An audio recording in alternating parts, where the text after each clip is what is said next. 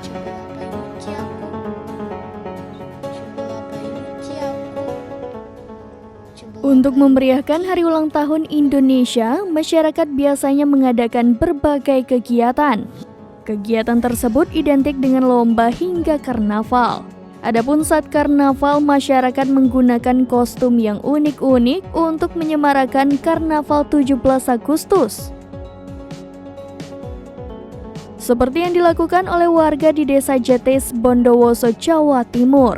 Dalam video yang diunggah di akun TikTok @kiopil, terlihat sekelompok pemuda melakukan karnaval dengan kostum yang unik. Mereka menggunakan kostum boneka perempuan seolah sedang menggendong bayi, di mana para pemuda itu menjadi seorang bayi yang seolah sedang digendong oleh boneka perempuan tersebut.